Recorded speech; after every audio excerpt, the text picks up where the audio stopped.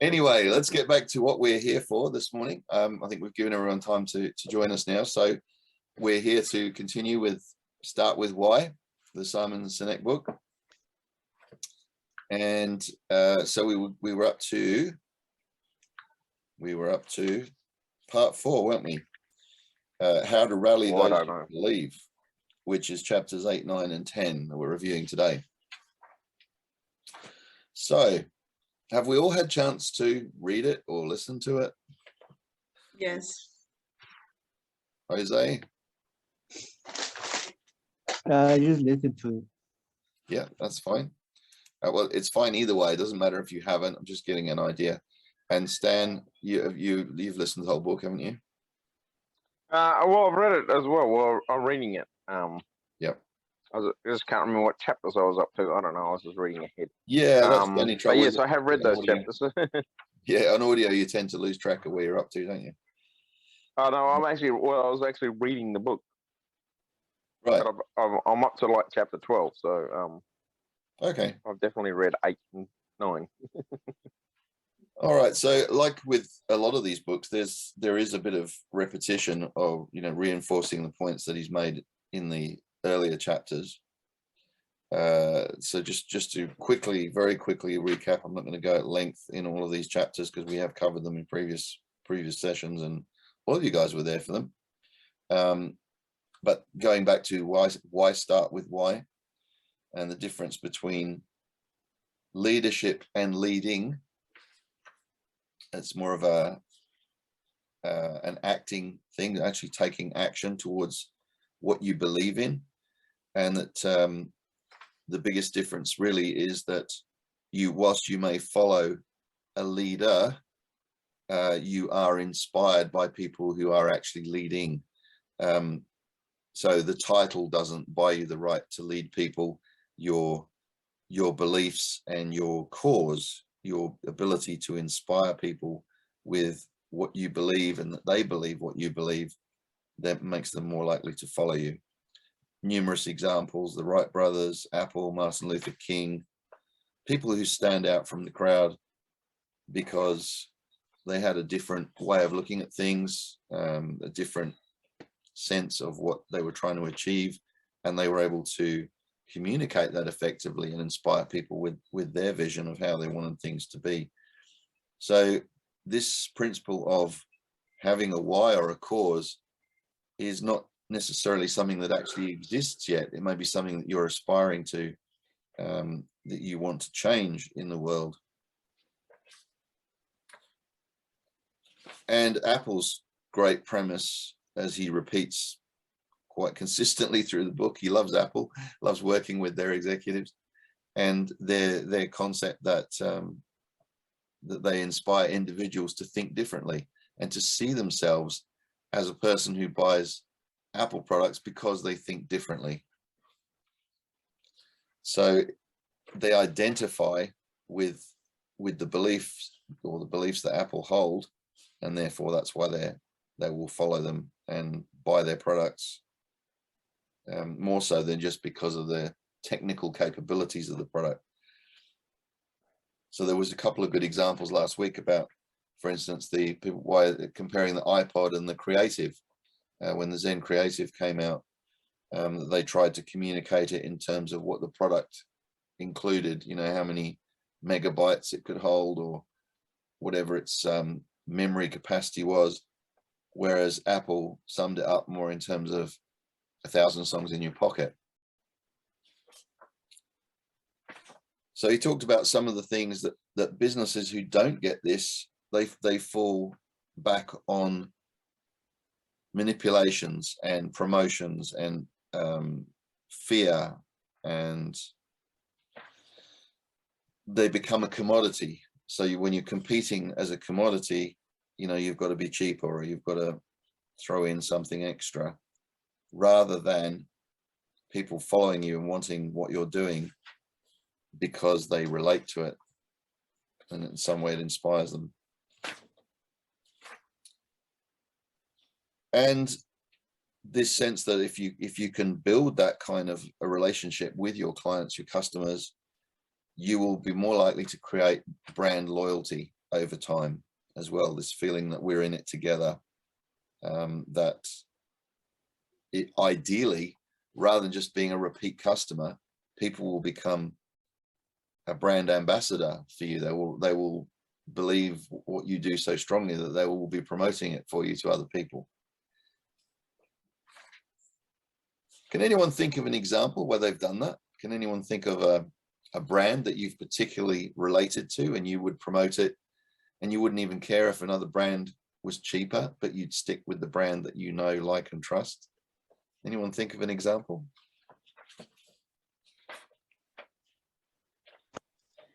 For me, creams, face creams. I love Clarins.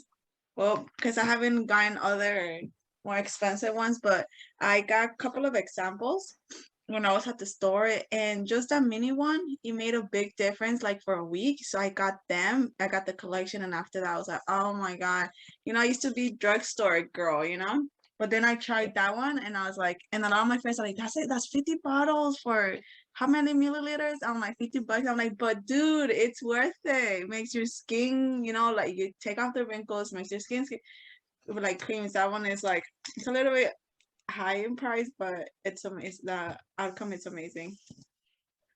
Good one, thanks. When you first said that, I thought you said space cream, and I thought, what is space cream? And I realized when you said Clarins, I went, face cream. Right, got it. Yeah, face cream. Yeah, that's a good example. My stepson. I have another example. Oh, yeah, go on. Sorry, man. Sorry, I just wanted to add something. Sure. I think this happens to me mostly on the internet when I'm about to buy something online that's going to be shipped to me. If it's like too cheap, I just think it's a scam. And if it's something like maybe a bit expensive, I kind of feel like more secure because I don't know, it just happens. And you know, I run the risk of well, I just lose money, maybe $50 more, $100 more, because when I see something that is definitely too good to be true, then I get scared. So your experience has taught you if it's too cheap, it's too good to be true. Yeah, most of the time. Yeah, that's a great example, because yeah, we it's funny how we view price points, isn't it? There's got to be that sweet spot where if it's too expensive, it puts us off, but if it's too cheap, we doubt the quality or the validity or the authenticity of it. So with pricing, you've got to get it within that range, haven't you? You've got to get it right where people go, well, that's not too much to pay, but also it's enough that it makes me think it must be good. And yeah, sometimes you might buy the most expensive item if you have convinced yourself that it's worth the extra money. Definitely. So sometimes that also is about how we perceive authenticity. So this is, again, he talks about Apple, and why we perceive them as being authentic is because that everything they do works to demonstrate their why, which is to challenge the status quo. So who has Apple here? I've got an Apple laptop. I'm eating one right now. And an iPhone. I always think about it, you know, but then I get kind of like, the only reason I haven't is like, because then I'm going to want to be upgrading, you know, and it's like, I think this phone I have it like for 1.5 years, too, but then the previous, before that was like 3 years. And the only reason I change is because I lose them. There was 1 year that I lost like 8 phones. That's when I was 19. Okay. Wow. So I think that's why it got me scared to get an iPhone, because I was like, damn it. But I think now I could do it. I last more than 1 year with it. So that's my experience with phones. I met one The guy. reason why I don't buy iPhones is because I don't want to be that person that I bought the most recent phone and 3 months later there's a newer one.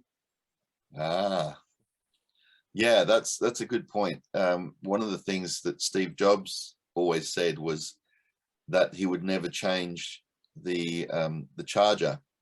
So the charger the socket that the charger went into would always be the same, so that you would never have to buy another charger.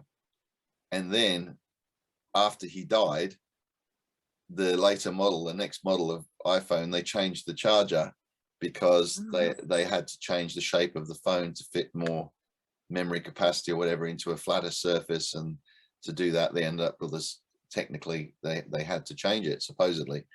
And then everyone's like, well, hang on a minute, that's not what Steve Jobs said. He always promised they would never change that, and now you're changing it. So that actually sent a little bit of a bad wave of publicity for a little while, but then everyone just moved on from that, soon quickly forgot it. Well, what did he say? I will never, or we will never? Because if I was like, well, he's not here, it doesn't count no more. Yeah. Well, it was a technological decision. Apparently it was just a case of they had to sacrifice something. Supposedly it was to do with the space available in the phone, so they had to make a smaller charger. Yeah, but I'm actually considering to get an iPhone because I kind of have to do business on my phone, and I feel that will help me out a lot.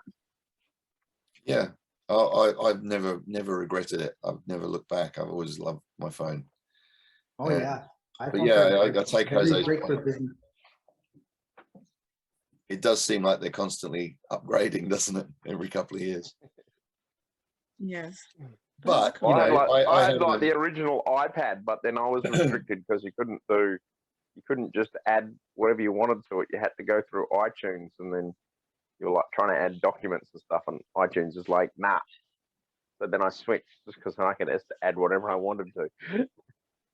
Oh yeah, and that's another reason, because on the Androids you could get apps from anywhere, download them from the web browser, and then the the store. But then iPhone, it has to be from the Apple Store, you know, and most of them is like I think that was another reason why I didn't. But now it's like kind of like get into the mindset, like it's like, oh, it doesn't matter, you know, as long as it's compatible with the phone. yeah, I think we can justify all our decisions with logic, but ultimately we start with how we feel. How does it make us feel? And so there's an emotional pull to certain products. And another example he talked about was Harley Davidson's. You know, the motorcycle. It says something about you if you buy a Harley Davidson. It speaks to your inner voice of, you know, being a free spirit and the wind blowing past you and the roar of the engine and all that sort of thing. I mean, another motorbike would do the same job, really, get you from A to B, and you'd still have the wind blowing in your face. But there's that sort of how you associate yourself with the brand. And he talked about how, you know, that it's a biological thing. You can't even put it into words sometimes. You just have a feeling or a sense that this product or this service or this brand resonates with you for some reason. And it's kind of like us, right? How we present ourselves. Like I could go with one friend when I want to party, another friend when I really need advice, another friend when I need, you know, like business stuff. Like I feel it's kind of like that, the branding, depending on how they make themselves present. That's how we are too. We go to different people for different reasons. Yeah.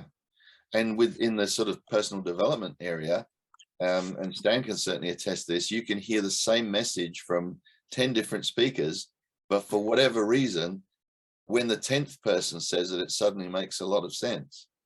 And you've already heard it from 9 other people, the same thing, but it didn't, for whatever reason, didn't resonate with you at that time.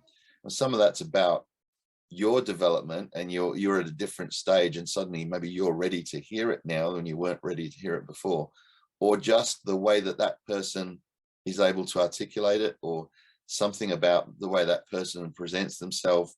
Suddenly you're more willing to listen to that person, and what they're saying suddenly makes a lot of sense.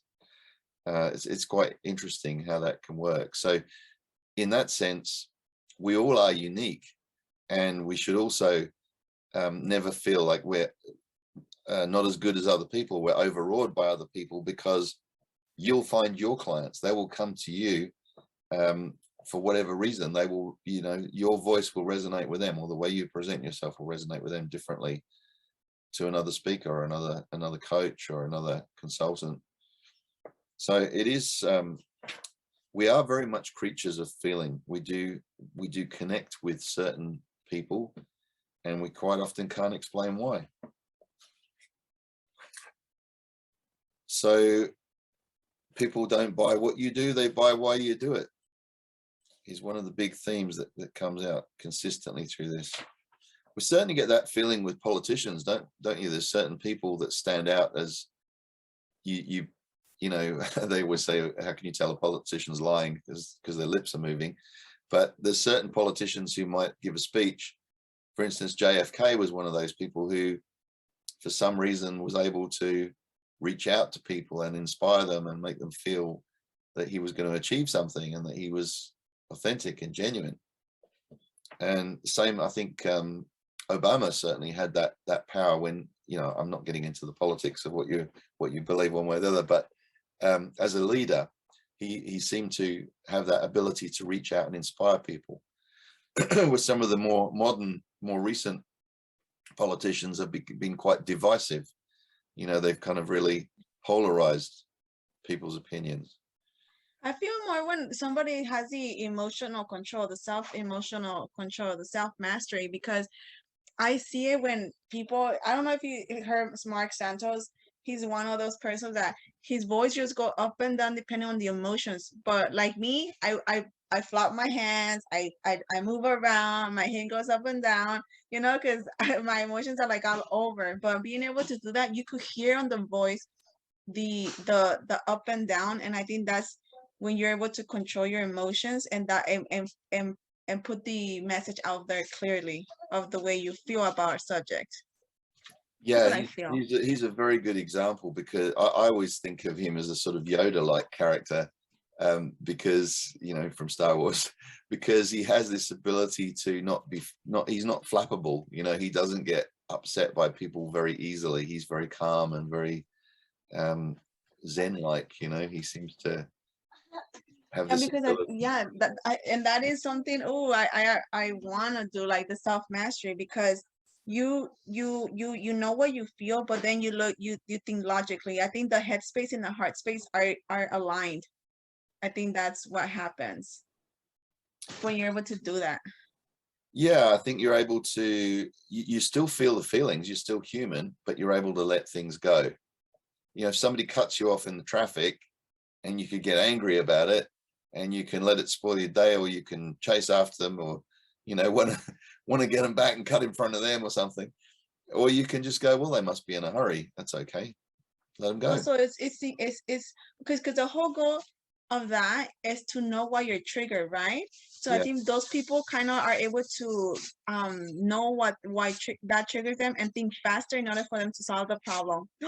So that's the key, being able to think faster. Well, I think, yeah, well, you said self-mastery. I mean, I think some of that comes with intelligence. It's easier for more intelligent people to see different points of view, to understand what motivates people, and to accept the differences with people more easily. I'm not saying that people who get upset are stupid. We all get upset, or we all get we're all victims of our own emotions sometimes, where we might lose control, get angry, or get jealous, or all those sort of negative feelings. Or we can, you know, spiral upwards and go more into the more empowering sensations and more empowering feelings. And we have a choice. We always have a choice. How are we going to react? Mm-hmm. So yeah, triggers, being aware of your triggers, and being aware of what you stand for, what you believe in.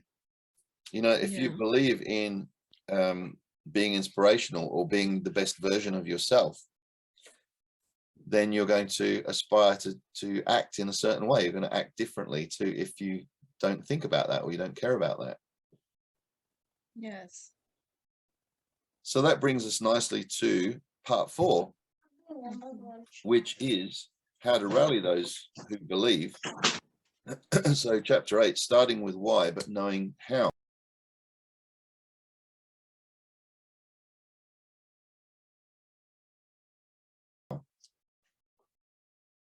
It's a great example of what you just said there, Yanni, is he talks about Bill Gates, that he is shy, awkward, a social misfit.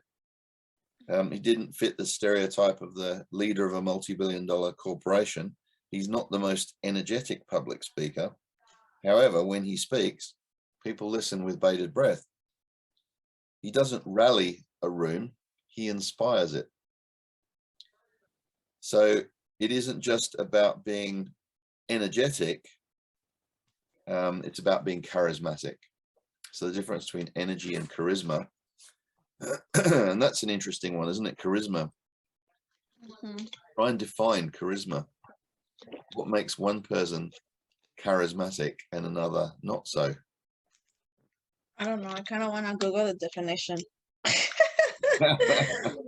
Well, for me, somebody's charisma, for me, somebody that like feels right, like their energy is kind of like calming, you know, and it's funny at the same time. I think it's more like purity, you know, they have like a purity way of being. Yeah, it's hard to actually put it into words though, isn't it?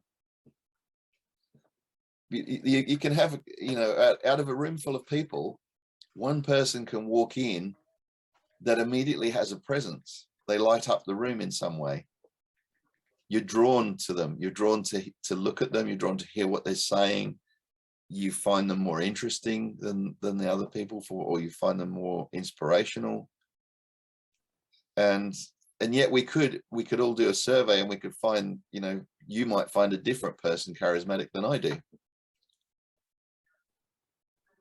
Out of a room full of people, we might identify with different people. But he's saying in this book that charisma has nothing to do with energy. It comes from a clarity of why. It comes from absolute conviction in an ideal bigger than oneself. Energy, in contrast, comes from a good night's sleep or lots of caffeine. Energy can excite, but only charisma can inspire. Charisma commands loyalty, and energy does not. The Google definition says compelling attractiveness or charm that can inspire devotion in others. Very good. You just look that up. Yeah, that's what I told you. I Googled it. Yeah. So it does have that inspiration word in it on the definition. You do tend to think of an energy that, so people that are charismatic do seem to have a presence about them. Is that not energy? Is it not like an aura? Yeah. Because it's compelling attractiveness or charm that can inspire devotion in others. That's what I feel. I think they're more like themselves, because I think people that pretend to be something they're not, it's kind of like a negative energy. So people that are actually themselves and just, I think that's why it's inspiring, because they're not hiding, they're not pretending, they're not lying, they're not fearful, they're just them. Yeah. So being authentic and genuine is the key part of it. Do you think that we all have the ability to be charismatic at different times? I think so. I think so, because people describe in different ways, right? Like people, depending how they met you or what you've gone through with them, they describe you in different. Like if you can, like somebody from my high school, some people from right now will totally describe me different, you know? And so I think there is a time for it, and then the person you're being charismatic towards. I think so. Yeah. So can you actively aspire to become? Can you teach yourself to become more charismatic? Do you think? I don't know. I don't think so, because then that would be the pretending. It won't be genuine, right? But if you act it, can you not become it? I'm just playing devil's advocate here. There are YouTube videos on how to be more charismatic. You can go and have a look. What makes people stand out? What makes people more viewed as being more charismatic? So it's an interesting one. Well, because I guess you can, because there's a pattern of, you know, when you're aggressive, when you're happy, when you're joyous, when you're this, when you're that. There's a common denominator for each characteristic. So I think you can. I think we all have an inner ability to be a better version of ourselves, and that version is probably more charismatic, more inspirational, has more integrity, is the purest version of ourselves.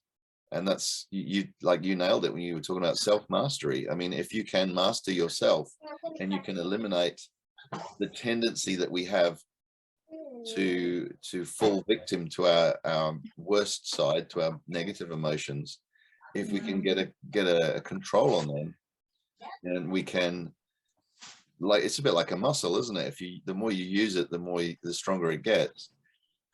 If you neglect it, it gets worse.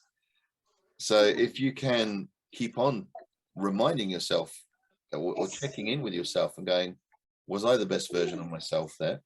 I noticed when the lockdown occurred, I read some fantastic books that really had a bigger impact on me. And I've always been a reader, but I read the Eckhart Tolle books, like it started with The Power of Now and then A New Earth.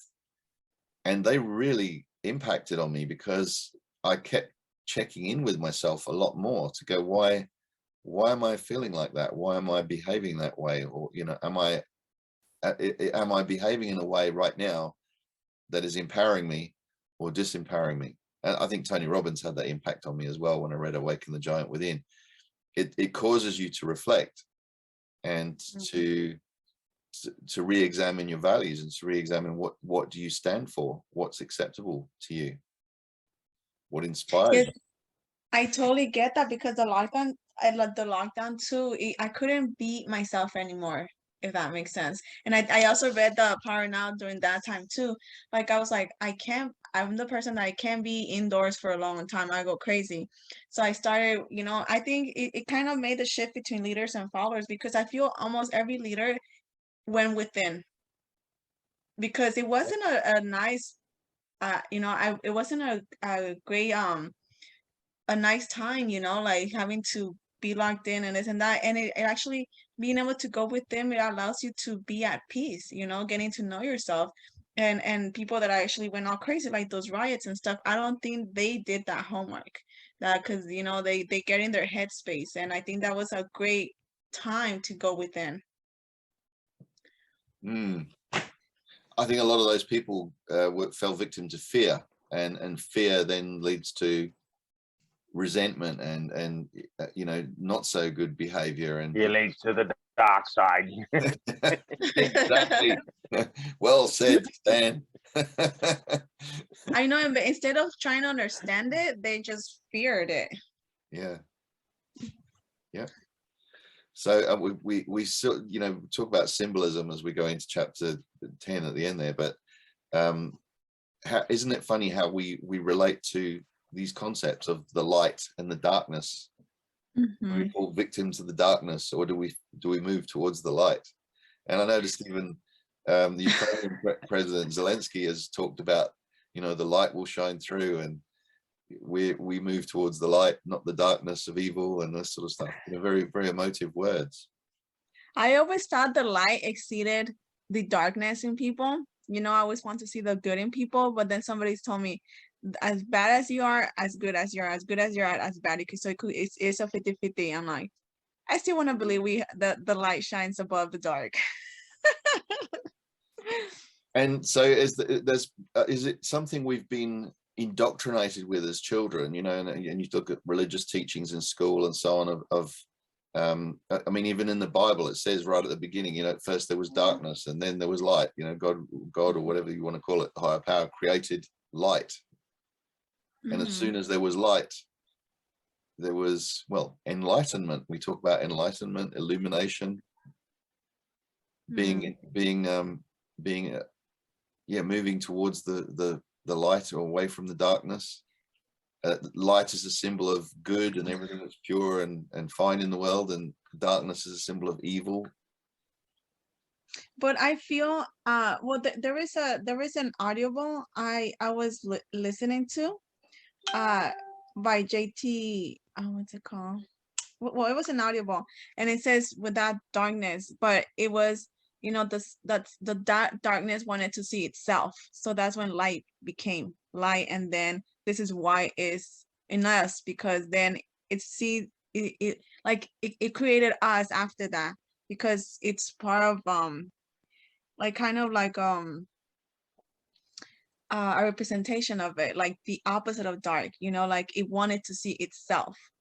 I don't know, it kind of makes sense when he told it. I don't think I'm explaining it right, but you know, it's like when No, it I wanted get to it. see itself. It's the Yeah. yin and yang. If we don't have both, how do we Mhm. appreciate the light if we don't have the darkness? So how do we appreciate the good things in our life? If we had good things all the time, we never had anything go wrong, never had any setbacks or any things that went wrong that we had to overcome, or any challenges we had to defeat, any obstacles to our success. If everything was always easy and pure and white and light, life would be a bit dull, wouldn't it? Because Yes. it's that contrast that gives us that sense of achieving, or, you know, overcoming setbacks, adversity.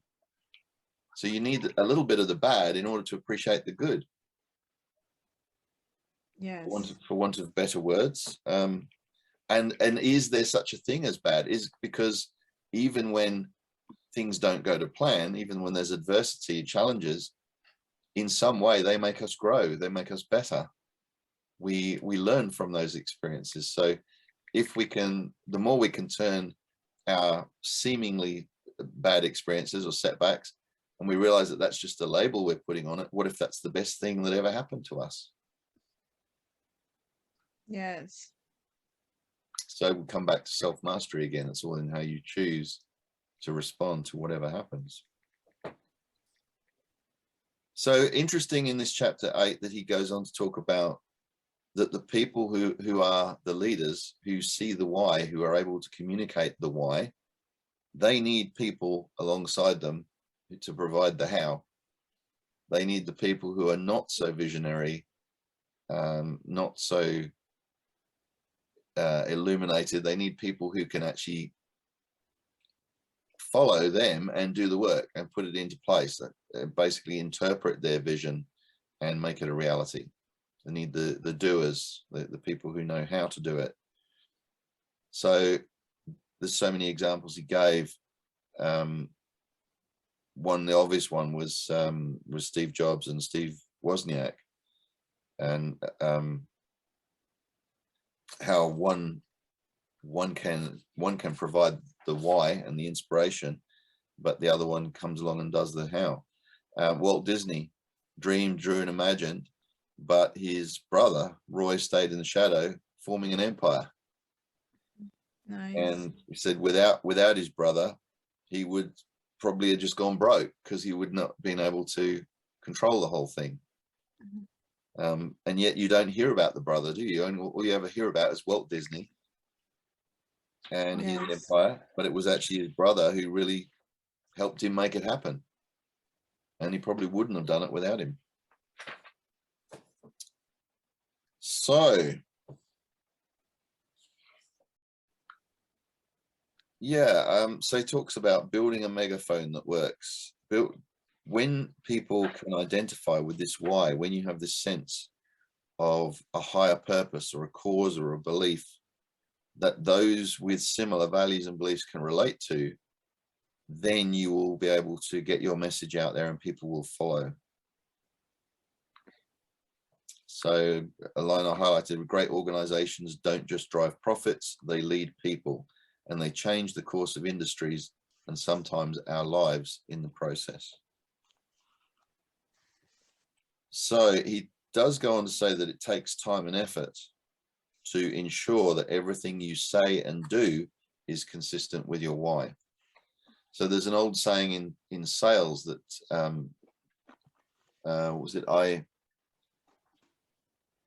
I see what you do, that it speaks so loudly that I cannot hear what you say. So when people judge you, not by the words coming out of your mouth, but by your actions. You know, we hear politicians spouting off about what they're going to do and how they're going to change things, but then you actually wait and see what they actually do, don't you? You judge them by their achievements, by their actions, by what they're able to implement. Are they putting their money where their money where their mouth is, so to speak? Are they actually following through and delivering on the things that they promised. Yeah, I always believe action speaks louder than words. Because you could promise, well, I think because of relationships, you could promise so many things, but are you actually gonna do them? Because I think commitment is doing the promise you made after the emotion is not there anymore. Yeah, for sure.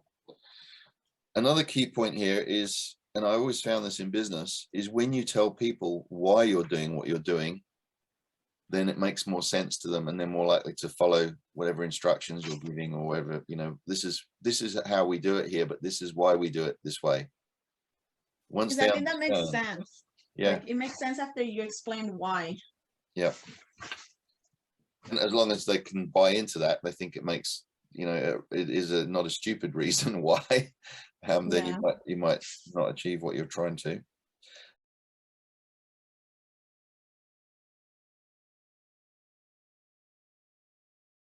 So going on to chapter 9, know why, know how, then what. He says a why never changes.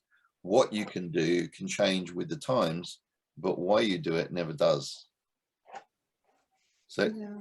and yet it can be so hard for a lot of us to articulate that why, to actually define, you know, why did you set up your business? What's the purpose of it? What are you trying to achieve with it? You know what came into mind right now? I think it's also why crime is considered a crime. One day, like when it says like there's two people that killed, right? But one goes out, it's because she was defending herself, you know. And the why is like you killed her because you wanted to, you were revenging. That's one thing. But then when you were defending yourself, it's the same act, but why you did it is totally different. Yeah, well, we've got a great example of that right now, haven't we, with Ukraine? You know, why are the Russians killing Ukrainians? For a completely different reason to why the Ukrainians are killing Russians. Yes. And one appears on the face of it, depending on which media you look at, a Russian television would describe it very differently.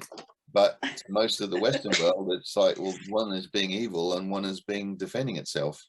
Yes. But yeah, like I said, if you listen to the Russian media, you know, It makes sense. they're following a cause. And this is where we have to be wary. We have to be discerning about what we hear people saying as their reasons for things, and then judge for ourselves. Does that actually ring true? Does that actually, is what they're doing consistent with what they're saying, or what they say they believe in?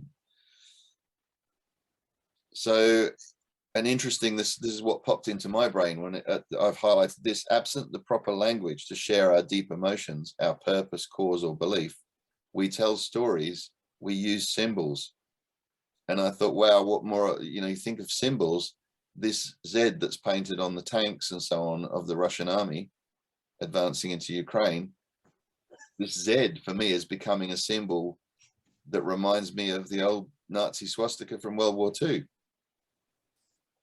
which became, well, known as a symbol of evil. And yet, ironically, that swastika was originally, way back centuries earlier, it was a religious symbol.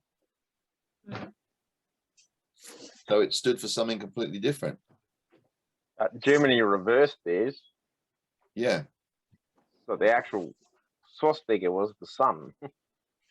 But then they tilted it and made it into a, but everybody rallies on the symbols.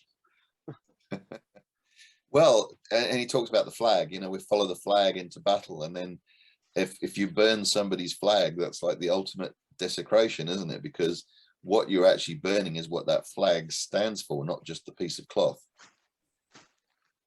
So when you see, you know, the years ago, the crowds in some of the Arab countries were burning the American flag, I mean, that was absolutely abhorrent to the Americans, because that's our symbol of democracy. It's what it stands for, you know. So the flag, who it represents. Yeah. So thinking in terms of business, you know, what does your logo stand for? Stan and I were talking about this yesterday, that logos and your branding, you have to carefully construct what you want your brand to convey to people. What does it stand for? What does your business stand for? What are your values that come through in the business as well, if you're in business for yourself?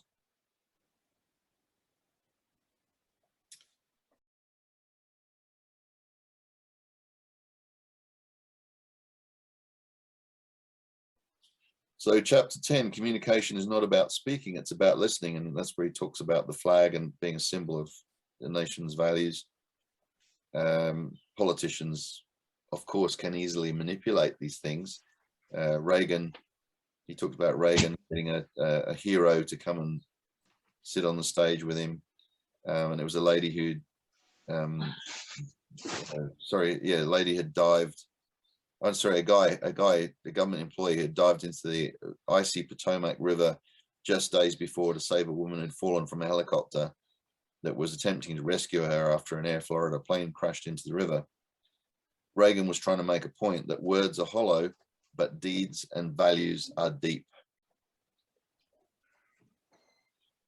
He went on to say, most companies have logos, but few have been able to convert those logos into meaningful symbols. Because most companies are bad at communicating what they believe. So it follows that most logos are devoid of any meaning. Yeah. And that for companies to be perceived as leaders and not dictators, all their symbols, including their logos, need to stand for something in which we can all believe, something we can all support, and that takes clarity, discipline, and, big word, consistency.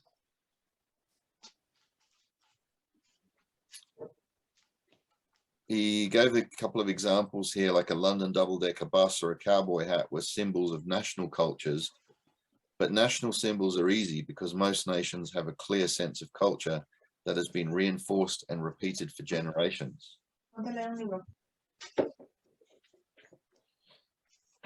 So when we have our national cultures that we've just sort of been drummed into us through our upbringing, through our schools, through our parents, and we identify with them because that's who we've been raised to be. But we might move to a different country and then find that a different country does it differently, and then we have to adapt to that different culture. That's one of the things I love about travel, is seeing different cultures and the way, different ways of doing things, different foods, different ways of looking at things. We're fascinating creatures, aren't we, around the world, human beings. Yeah, even on different cultures, the way they do one thing, you ask them, why you do that? And they explain it like, oh, okay, makes sense. Because of what it's like, oh, I would never do like that. And sometimes it's like, why you do it like that? And you kind of understand their viewpoint. We found it very interesting.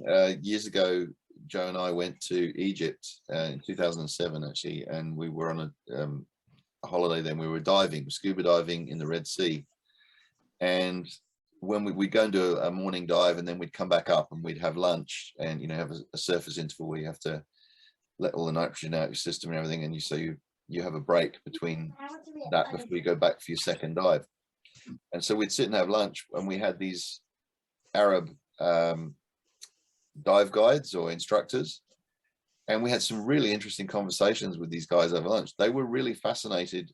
They wanted to know how Western media was portraying their country, and what did we think of them? What was on if you looked on a TV program, what would it say about their country and what they thought and how what they believed and how they behaved, and they were just absolutely fascinated by it.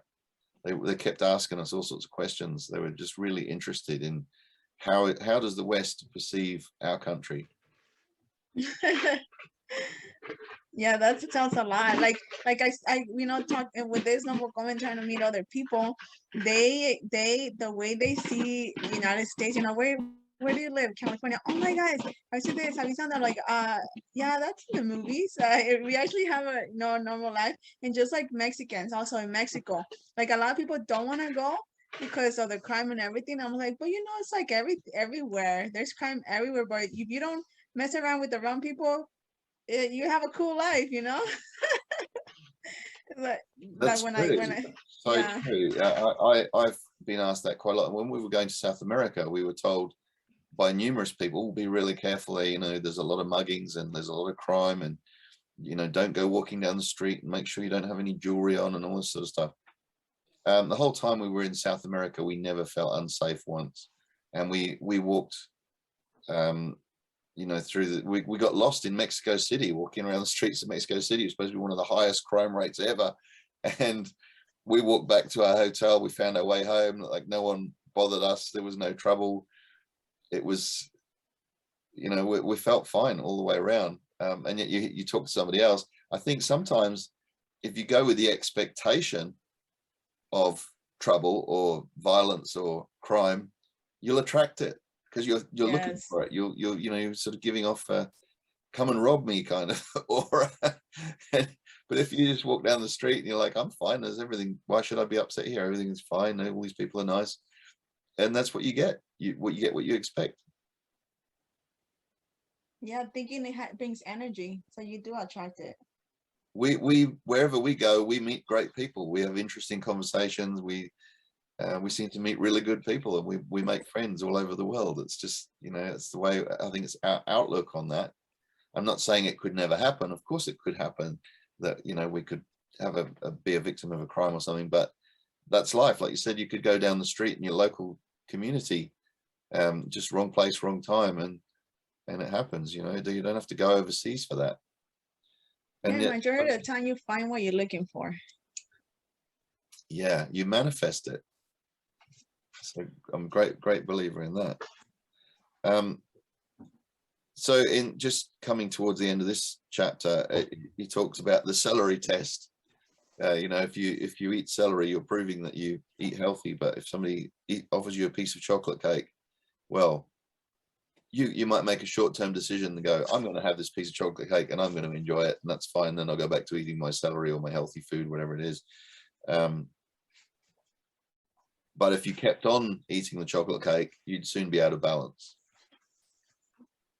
So it's about balance. It's about having defined what is acceptable for you. What is the path you want to follow?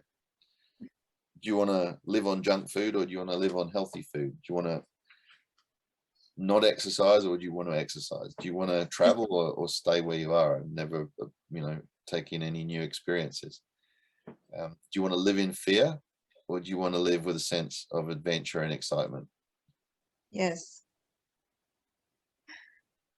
Yeah, that is cool. Like even for the dieting, when I started my dieting, when I started working out, like, you know, most of the time you feel guilty, burgers and all this stuff, because you keep eating it. But when I started doing healthy diets, then I don't feel guilty when I get chips or when I get burgers or when I eat pizza, because it's just once every like 2 months, you know? It's Yeah. like, doesn't make a lot of difference. It's just like when you start, it's funny, when I used to start to work out, it was just one day, you know? I was like, I don't see no difference. Like, girl, like, on one day's not gonna make a difference. Well, you know, we were It's the talking same about with that the bad things. with Atomic Habits, with James Clear's book. Yeah, Yes. you know, if you go to the gym every day, that becomes your regime, that becomes your, you know, your go-to thing, and you get fit over time. You get fitter and fitter as you keep going. But if you don't go, that's all right, you don't go. But if you don't go for 2 days, maybe you're starting a new habit, which is the new habit of not going. So Yeah. it is all about balance and discipline and consistency. I think we mentioned it last week. We were talking about the American General's video about making your bed. Yes. That when you get up in the morning, make your bed, because it's like one positive thing that you do that sets a framework for the rest of the day. That I've completed this thing.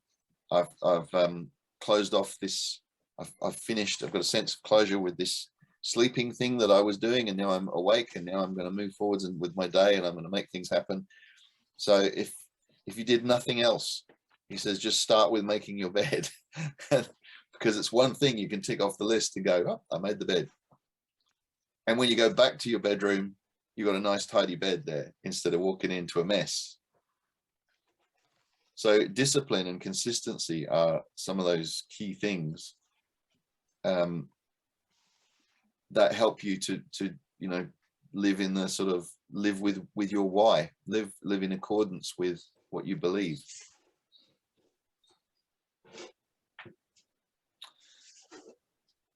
So he says at the end of this chapter, what companies say and do matters a lot. It is at the what level that a cause is brought to life. It is at this level that company speaks to the outside world, and it is then that we can learn what the company believes. So like you said, Yanni, it doesn't matter what you say, it's what you do that counts. Are you a living embodiment of what you say you believe in? Yeah, this is why I never promise anything. And I just, if I think about it, I don't say it anymore. I don't say it anymore. And if I have, because sometimes something happens and you cannot do it anymore. So if I think about it, if I have a chance, I'll do it. And then that's more gratifying for that person you're doing it for, or for yourself, you know, like, or like, I feel that's more admired. Then you keep saying stuff and not coming through because one thing or another happens. But if you just don't say and it actually happen, it's more like a shock, you know, like more like a thank you. You get more like a, oh my God, thank you. You get more like the people are more grateful for it. Yeah. So you would have a philosophy then of under promise and over deliver. Yes, that's me. Because most of the time when people ask me, I'm like, no, I don't think so. And then I come up for it and I come up with it and they're like, oh, time go, it's because I didn't think I would, but I did have time or this and that. Because I think that happened more when I was my early 20s, you know, and because I was like, it's because there's a lot of things I want to do, but then sometimes it's not to my possibility or time or, you know, people, I cannot reach the correct people. So now more like now I network more and it's more possible. But I already learned that. Instead, I don't like people getting disappointed. I don't like being disappointed. So I'm learning that. Very good. All right. Well, we're almost at time. So what I was thinking, I will be here for next week because that is, what date is it now? Today's the 29th of April. So what will next Friday be? Anyone got a calendar in front of them? See, next Friday is the 29th. Oh no, tomorrow's the 29th. No, next Friday is the 6th. Next Friday will be the 6th. Okay, so I'll be here for that. So what I was going to suggest is that I had a quick look and I think we could finish the book next week, which would be parts 5 and 6 because it's only 4 chapters. And the reason is that I will be in Bali for 2 weeks. So I may not have, well, I probably will have access to internet, but I'm not 100% sure. But what I'm thinking, just to be on the safe side, is we will pick the book that we're going to do after that. And that will give everyone a couple of weeks to A, get the book and B, get started on reading it. And then we'll carry on when I get back, which would be, well, actually, no, I will still be away on 20th. So no, it's all right. So we're going to be here on the 6th, next Friday. And then if we miss the 13th and 20th, I'll be back on the 27th. So we'll start the new book for the 27th. So if we can finish next week, that will tie up this book nicely. And just in case, for some reason, I can't get on the internet there early in the morning. So is that okay with everyone? Sure. Yeah, that sounds good. All right. So next week, we will go on to part 5, the biggest challenge is success, and part 6, discover why. And then we can sort of sum up what we've got out of the book. And if there's anything that you feel is particularly that you've learnt or that you can then put into action, or anything that you've found from going through the book so far that you've been able to really identify with, or you've actually incorporated it into your life in some way. Has anyone had any of that sort of revelation at the moment so far? Anything this book has sort of leapt out at you and made you think about? Yeah, I have. The reason why I'm sticking with some people and some letting it go, because I'm like, there's a reason I had to let go of a lot of friends, you know, and it's because of my purpose, what I want, because I know they're derailers. And unfortunately, it took me a long time to do it, but understanding why I had to do it, I think it made it a big impact on me. And the way I'm working, like with my friends, I was able to actually explain my friend, like, don't feel bad, you know, it's better to lose her as a, you know, you've been longer friends with her, so working with her is just been like 2 months. It's better to just keep her as a friend because you love her personality, but your work price is not, you know, it's understanding why she came with us, because it's money, she's looking for money. But we're in the why of a bigger than just money, because as much once we get the system going, it's we know how, we're seeing the big picture. And I was like, the reason why I stayed with you, because I was able to see your big picture. And I don't think she's able to see your big picture yet. So that was a big one. And why I connect with people while I'm doing it. Because also, it's funny because with some people I'm not doing business with, but I'm still connecting with it in meetings, masterminds, gatherings, and all that. And it's because of where I want to go. You know, it's like it's like you know, sometimes you do things but you don't know. But then understanding that where I want to go and why I'm doing it, it's like the masterminding is the noble government and real estate and all that. It ties into my overall goal. Like it's really nice. And understanding why you do things too, even the everyday, even day-to-day things. It's so amazing. Like it's getting to know yourself. Well, in my case, myself. Mm. It's all that journey towards self-mastery, isn't it? Yes. Very good. Jose, have you had anything that's stood out for you so far? Well, just simply to be aware of the reasons why we do things, and to try to get to the best reason possible to be the best motivated. Very good. Stan, anything to add?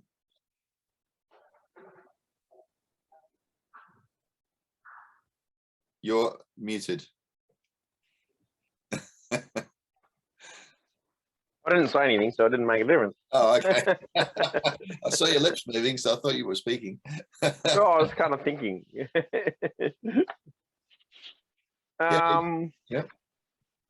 Yeah, not really. I suppose just checking on why is probably important.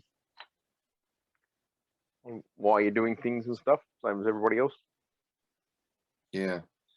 It's made me think about there's I've got two different businesses, so my coaching practice is a lot easier to feel the why, is because I want to help people, I want to inspire people, I want to feel like I'm helping people to achieve their potential. So it's very easy with something like that because it's much more aspirational, or what I'm wanting to influence people, to inspire people, to help people. With my cleaning business that I have, it's not so easy to see that because it's more of a means to an end. I can find some things to say about it, like why we do what we do for our customers is, and I actually used a line that he derided in this book, when I was listening to it in the audiobook. I can't remember what chapter it was on, that we were actually saying, we look after your property so that you can just focus on your lifestyle. And he actually used that as a bad example of, almost word for word, of why you wouldn't use that as your why, is because it's not enough of a cause. And I'm thinking, but what cause is there in cleaning people's buildings? It's you're providing a service. That is what you're doing. You're doing it so they don't have to. I'm providing work for my employees, but it's not, I don't know, putting that into words of a cause, of a why. I probably need to read his companion book, Finding Your Why, so I can see how I can apply it to that particular business, because it seems easy to apply it to coaching work. It seems harder to apply it to something that's just essentially a service industry. Or maybe why you started that. Is there a reason why you started the cleaning business? well, I needed to earn some money, and I needed consistent income. But I think the thing was that by having that consistent income, it enabled me then to focus on the work that I wanted to do with people, which was the coaching work and inspiring people and so on, because I knew I didn't have to sell all the time to people. I didn't have to sell my coaching services because I had money coming in anyway from the other thing. So it was more about freeing myself up to not be pressured in a way that might make me then be inauthentic. By not having the pressure of having to sell meant I could actually be authentically, genuinely helping people.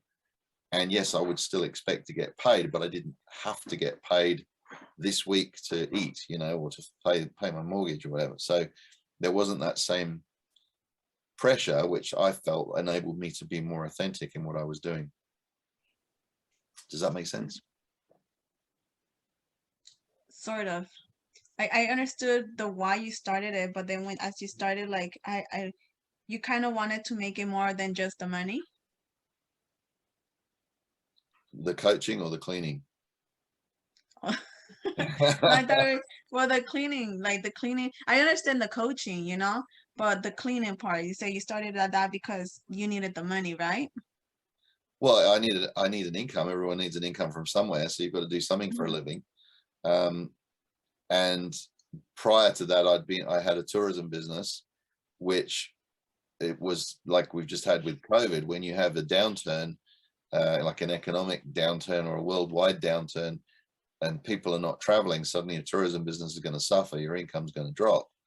A lot of people have lost their businesses during the COVID pandemic and so on. So it was more about having a reliable, consistent income. Then I didn't have to worry about it. I suppose having almost a passive income that's coming in every week, regardless. And then it means that I could go and have a meeting with someone without feeling, oh, I need to turn this person into a client so I can eat this week, Why don't you just be honest and tell me your wife made you? My wife just chipped in and said, be honest and tell him your wife made you do it. Well, that too. It actually just came. She needs to buy a bottle of. She needs to buy bottles of wine. Oh no, it could be that. Yeah, celery. You're right, Stan. It's all about the wine. Celery. Actually, no. It was an opportunity that came up. I wasn't even looking for it. Somebody where we lived, somebody had the cleaning business, and they were leaving and moving down south, moving somewhere else. And the contract was coming up for renewal, and my wife said to me, "Why don't you do that?" And I was like, "What, the cleaning?" And she goes, "Yeah, you could run that from home. You could do it in your spare time." And it started with one building. We're now looking after 50 buildings because that's the thing. I have an entrepreneurial trait in me that is hard to switch off, that I see an opportunity and I just go for it, and then I make it happen, and then I build on it, and then suddenly I've created something, and it's gone bigger and become more of almost a monster in some respects. So so I just found it interesting when I was reading Start With Why.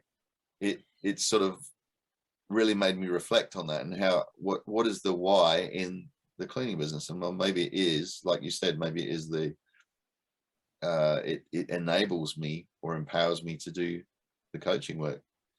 And it certainly taught me some lessons. I've had a lot of life experiences through that, characters that I've dealt with, property managers that have been either inspirational or a pain in the ass, residents complaining about things, other people praising us for doing a great job and making their building so nice for them to live in.